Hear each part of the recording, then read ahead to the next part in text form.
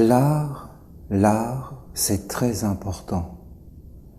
Il y a des merveilles sur la terre qui ont nourri et qui aident l'humanité.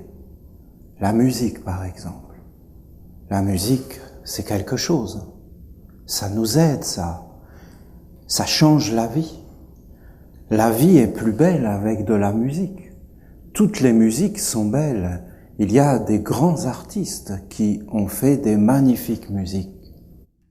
Et tu peux être triste ou tu peux être joyeux et il y a la musique et même c'est la mémoire. Tu as une mémoire musicale, des choses, ça te rappelle des souvenirs. C'est quelque chose, la musique. Il y a le côté artistique des tableaux, des œuvres, de l'architecture. Il y a des choses qui touchent l'homme.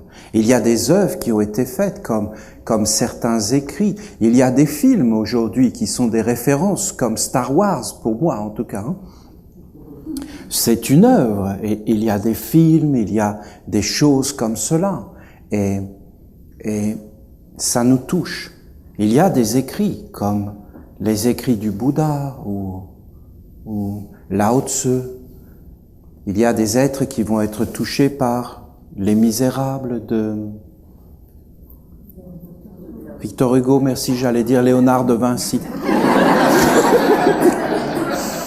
Et là, on allait voir la profonde culture.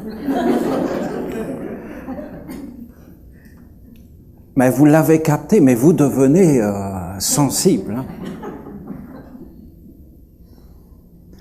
Eh bien, je vous le dis en toute humilité, là, aujourd'hui, c'est une œuvre grande, belle, incroyable. Le psaume de l'archange Uriel, le psaume qu'il vient de donner dans le temple, c'est un texte sublime, sublime. Tout le monde le sait, que maintenant l'école c'est à 2 ans parce qu'en réalité c'est une garderie, que maintenant les femmes travaillent, donc on est en train de tout perdre, parce que avant c'était les femmes qui étaient au foyer, qui s'occupaient des enfants, qui étaient les maîtres de la maison. Je sais qu'un discours comme ça va pas du tout passer. Alors elles savaient cuisiner.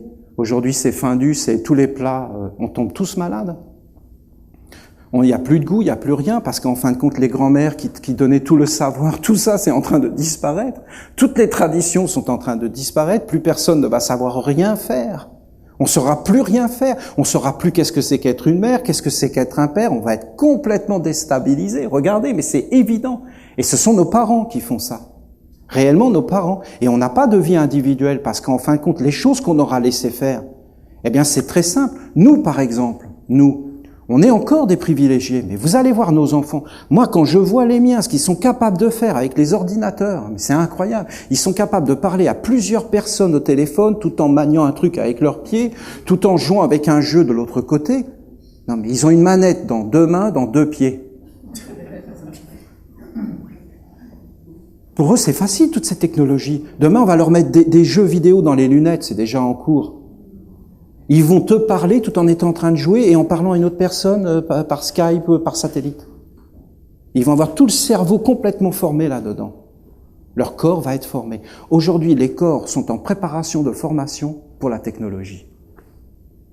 Vous savez, toutes les modes, des piercings, de tout ça, c'est pour commencer le corps à habituer à accepter les greffes d'organes et de métal à l'intérieur, parce qu'il y a des rejets.